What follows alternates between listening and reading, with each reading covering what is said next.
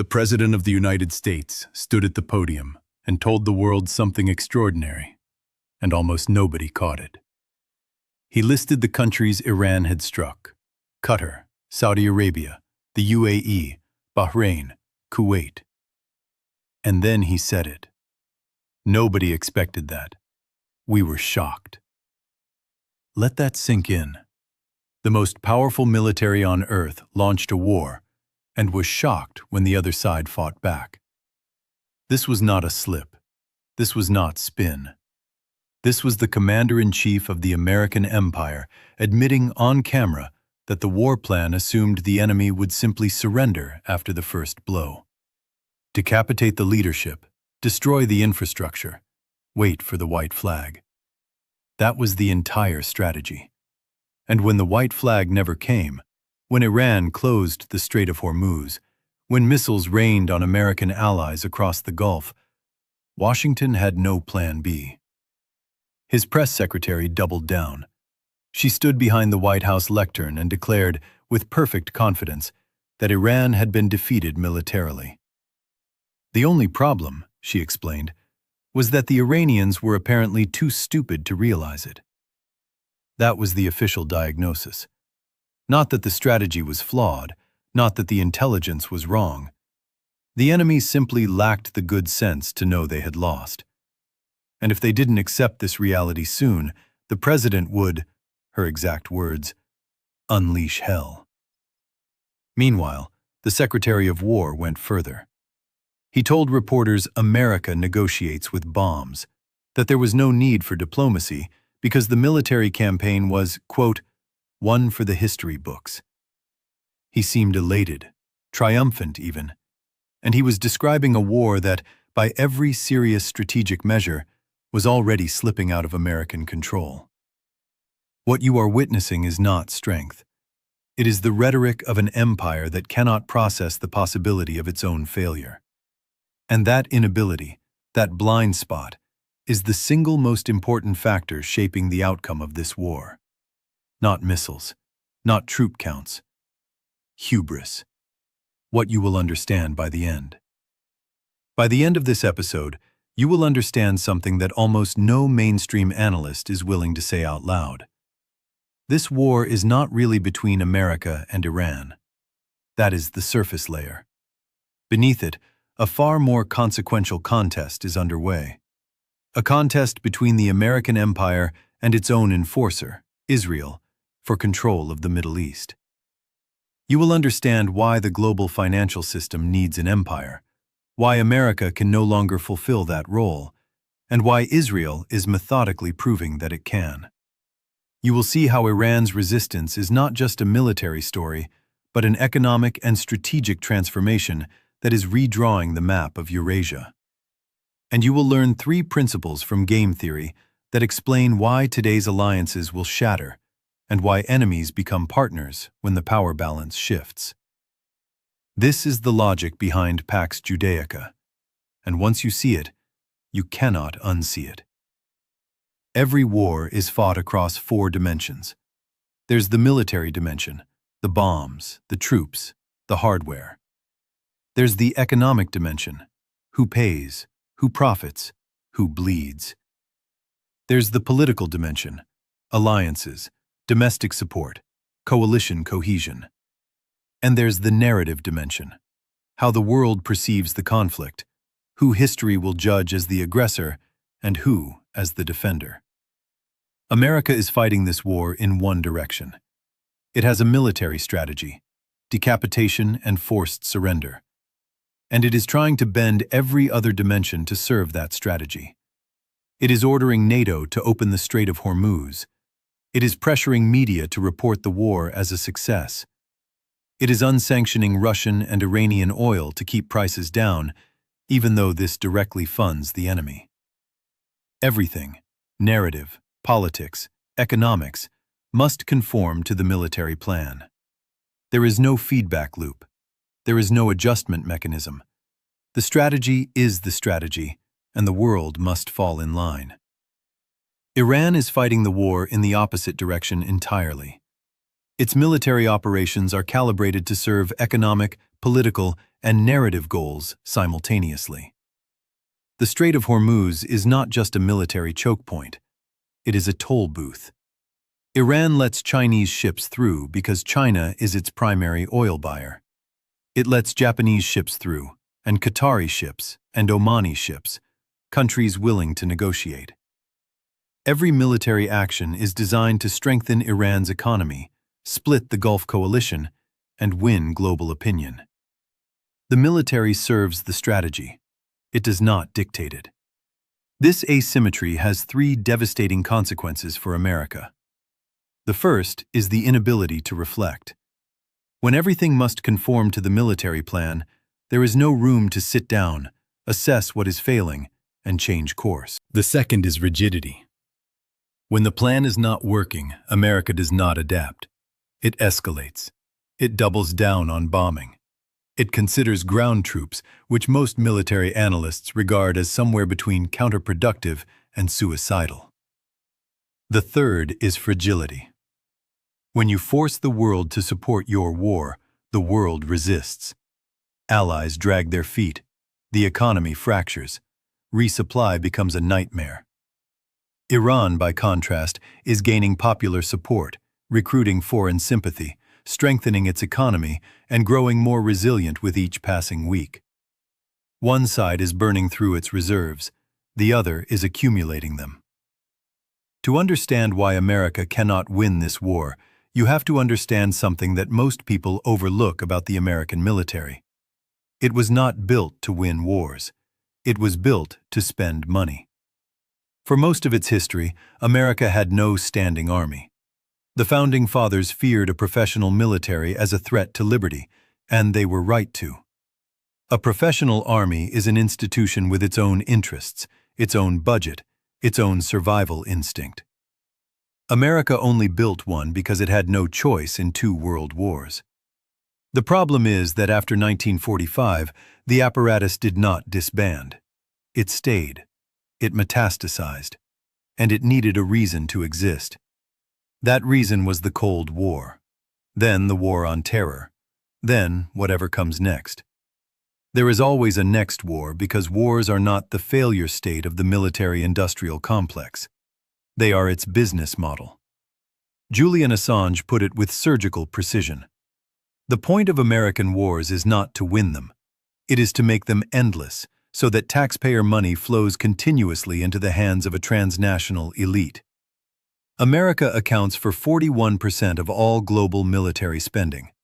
Russia, its main adversary, spends 1/10 of that. And yet the return on this investment is catastrophic. The Patriot missile system, worth billions, cannot reliably stop cheap Iranian drones. The F-35, the most advanced fighter jet on Earth, $100 million per unit, 26 years in development, has been shot down by Iranian air defenses. The USS Gerald Ford, the most advanced supercarrier ever built at $13 billion, entered the war theater and had to withdraw within 3 weeks. Whether it was an internal fire, an Iranian missile strike, or simply the Pentagon realizing the ship was useless in actual combat, the result is the same. $13 billion, 3 weeks, gone. The corruption is structural. The day before September 11, 2001, the Secretary of Defense held a press conference and announced that $2 trillion were missing from the Pentagon budget. Unaccounted for. A single Army contractor stole $103 million, and the Army did not notice until the IRS flagged her tax returns.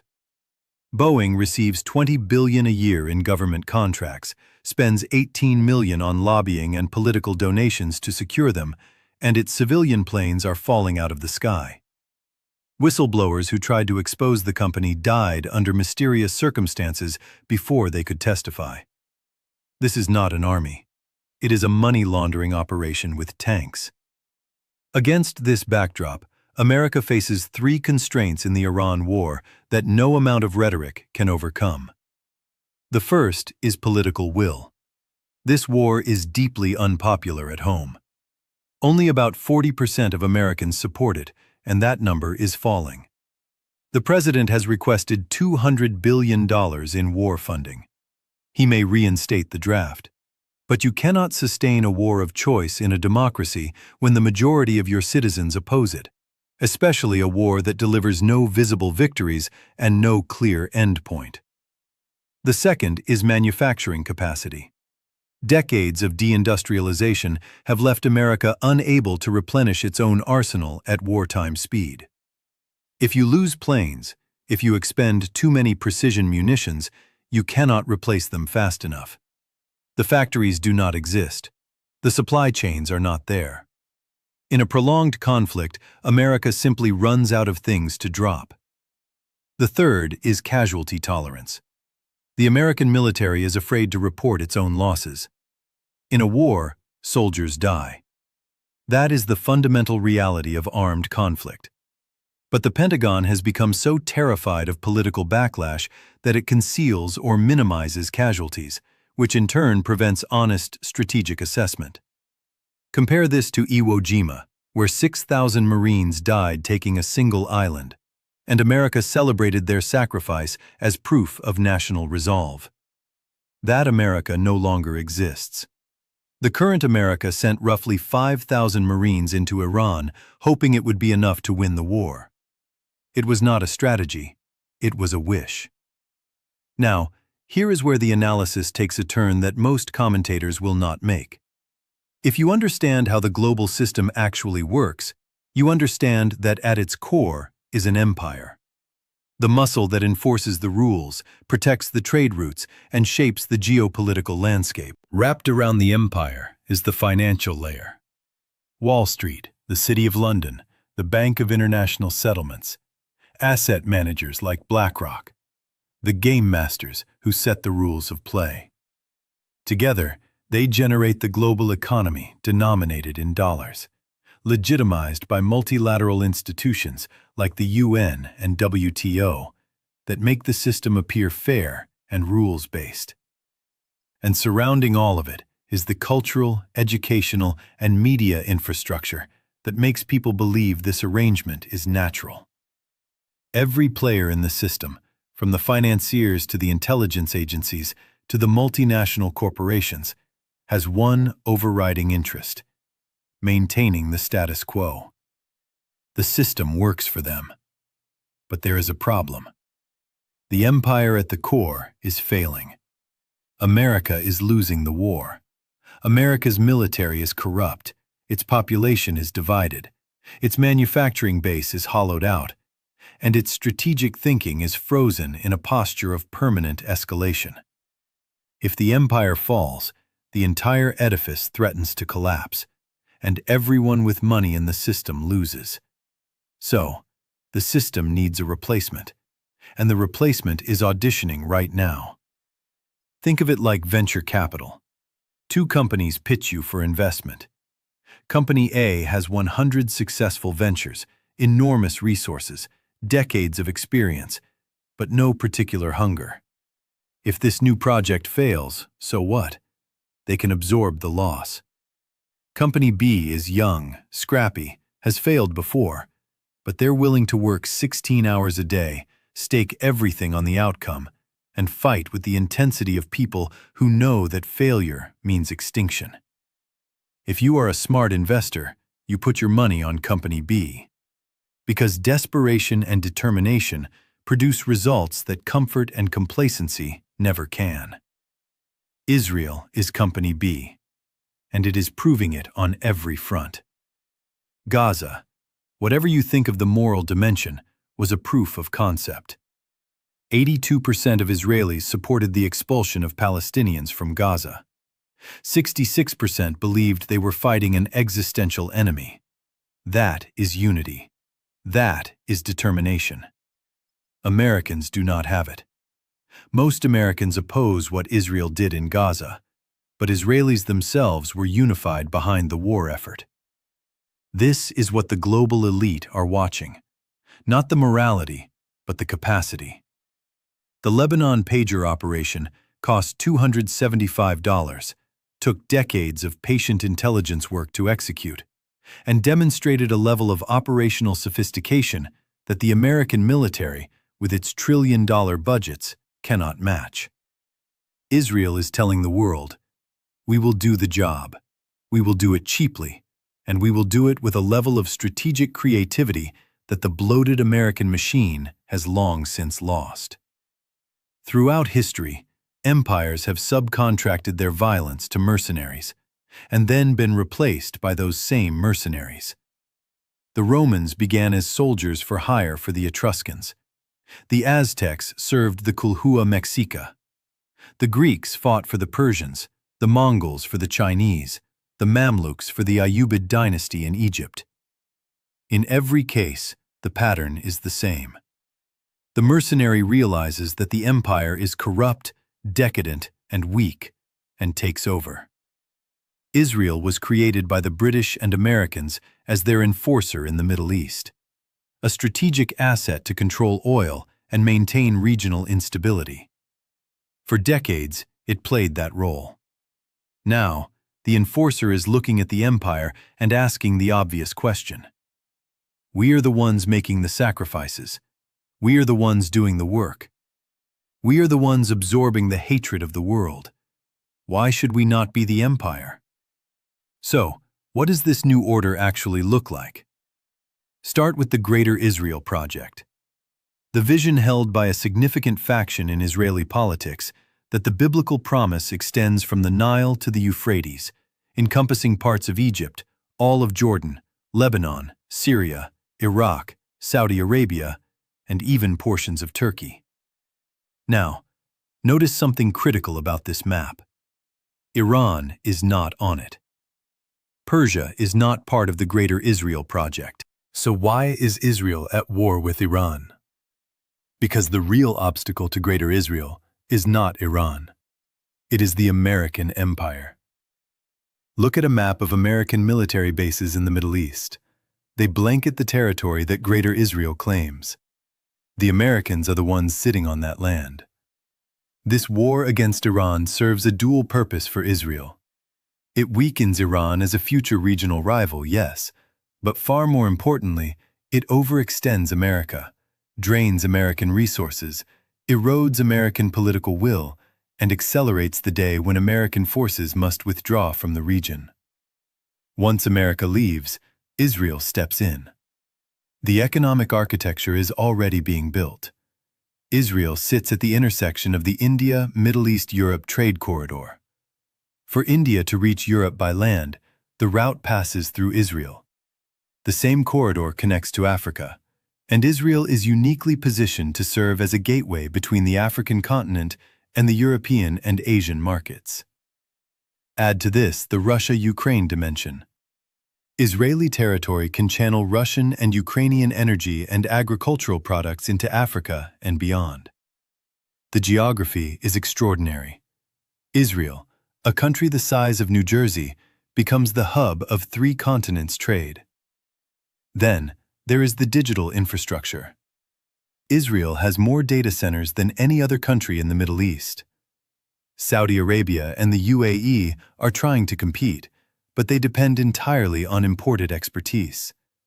They lack the human capital, the engineers, the scientists, the coders. Israel does not. It has world-class universities, a thriving tech sector, and the intelligence community's decades of experience in surveillance technology.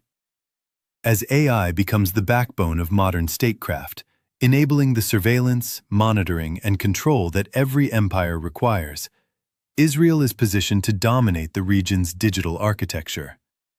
This is not a side project. This is the nervous system of Pax Judaica. Game theory gives us 3 principles that explain how this new order will crystallize. The first law: the strong respect each other and prey on the weak. This seems counterintuitive. Why would Israel and Iran, currently at war, ever cooperate? Because if both prove they are strong, and the Gulf states and America prove they are weak, the rational move for both strong players is to stop fighting each other and divide the spoils. It makes no strategic sense for 2 powerful actors to destroy each other when weaker players are available to exploit. The ideology says they are enemies. The game theory says they will partner, not out of friendship, but out of cold, calculated self-interest. The second law: the weak cannot cooperate effectively. Look at the GCC, Saudi Arabia, the UAE, Bahrain, Oman, Kuwait, Qatar. 6 countries with enormous combined wealth. In theory, if they pooled their resources, they could rival either Israel or Iran. In practice, they never will. Weak players do not form effective coalitions. They lack the strategic cohesion, the institutional trust, and the long-term vision required to act as a unified bloc. Instead, each weak player seeks the protection of a strong patron. Right now, that patron is America. When America withdraws, each will scramble to align with either Israel or Iran. Qatar and Oman will likely lean toward Tehran. Saudi Arabia and the UAE toward Tel Aviv. The GCC as a geopolitical force will cease to exist. The third law: power transitions require the old empire to be pushed out. Empires do not surrender power voluntarily. America can theoretically drag this war on for 20 years, but the financial elite do not want to wait 20 years. So, the strategy, and this is the most provocative claim in this analysis, is to force an American implosion. Not through military defeat on the battlefield, but through economic crisis at home. Crash the markets, keep oil prices painfully high, stoke domestic unrest. If America descends into internal chaos, the military has no choice but to retreat from its global positions, and Israel fills the vacuum by default. And Iran? Iran emerges as the other pole.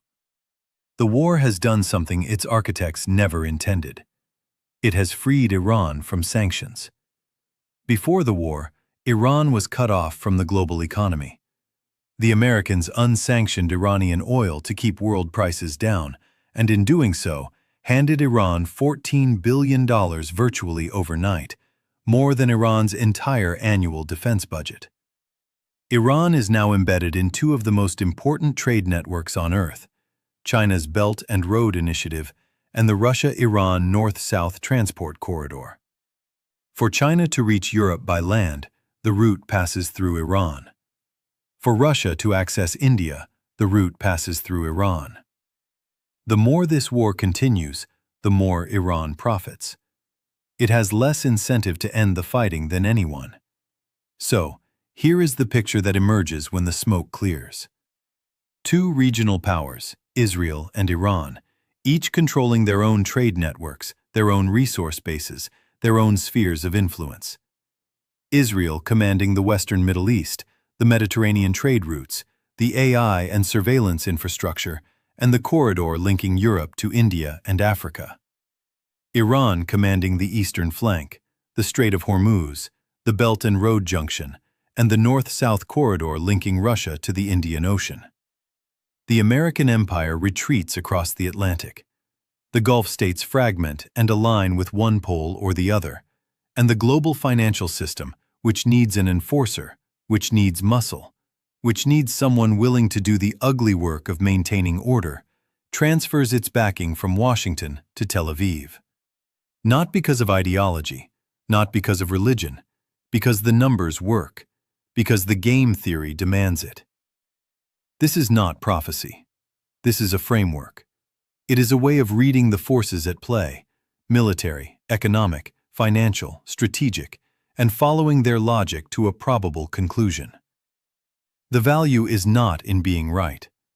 The value is in seeing the structure beneath the chaos. Because if this framework holds, you will understand the next 5 years of geopolitics before they happen. And if it does not hold, if reality takes a different path, you will have the analytical tools to understand exactly why and to adjust your thinking accordingly. The world is not random. It is a game. And the players who understand the rules are the ones who shape the outcome. The rest are pieces on the board. The question you have to ask yourself is, which one are you?